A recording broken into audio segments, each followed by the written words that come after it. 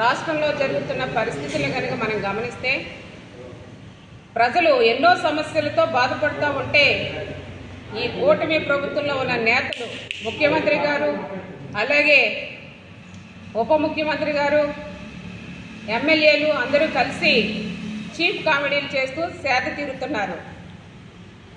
మరి ఒక పక్కన సూపర్ 6 హామీలన్నీ కూడా అమలు చేసేసాం అన్నట్టుగా, అలాగే ప్రజలు కూడా ఎంతో సంతోషంగా జీవిస్తున్నారు అన్నట్టుగా వీళ్ళందరూ కూడా ఎగిలి స్కిట్లు చేస్తూ అలాగే చౌకబారు మాటలతో మరి జగన్మోహన్ రెడ్డి గారిని ఉద్దేశించి వాళ్ళు చేస్తూ ఉన్నారు. అంటే జగన్మోహన్ రెడ్డి గారు అంటే ఎందుకు అంత ద్వేషం అని అడుగుతూ ఉన్నాను.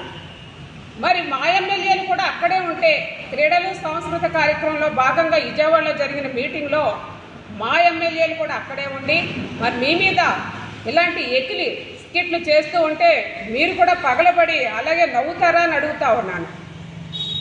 ఎందుకంటే చంద్రబాబు నాయుడు గారు అధికారంలోకి ఎన్నికల ముందు ఏం చెప్పారు? బాబు వస్తే జాబ్ వస్తుందని చెప్పి ఒక కొటేషన్ పెట్టి మరి విద్యార్థులందరినీ నమ్మించి ఓట్లేసి తర్వాత 2 లక్షల ఉద్యోగాలు తీసేస్తున్నామని చెప్పి అసెంబ్లీ సాక్షిగా ప్రభుత్వం చెప్పింది. ఇది నిప్పులాంటి నిజం కాదా అని అడుగుతా ఉన్నాను. అలాగే మరి అధికారంలోకి వచ్చిన తర్వాత బాబు గారు మీరు ప్రభుత్వ ఉద్యోగాలు ఎన్ని వచ్చాయి, ప్రైవేట్ ఉద్యోగాలు ఎన్ని ఇచ్చారు, అలాగే క్యూ కట్టిన కంపెనీలు ఎన్ని, క్యూ కట్టని కంపెనీలు ఎన్ని, నిరుద్యోగ భృతి ఇస్తా ఉన్నారు, ఎప్పుడు ఇస్తారు, ఎక్కడిస్తారు, ఎలా ఇస్తారు అని అడుగుతా ఉన్నాను. మరి ప్రజల్లో కూడా అన్ని వర్గాల వారు కూడా ఎన్నో సమస్యలతో బాధపడుతూ ఉన్నారు. ఈరోజు ఫీజు రీఎంబర్స్మెంట్ నుంచి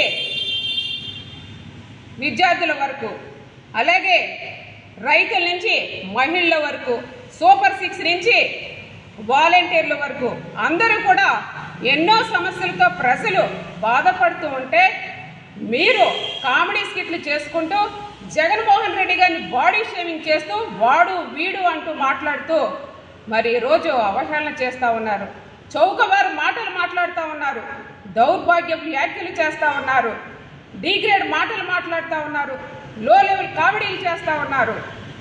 మరి ఇలాంటి మాటలన్నీ చూసి ప్రజలందరూ అంటున్నారు ఇదేం కర్మరా బాబు అని అంటా ఉన్నారు.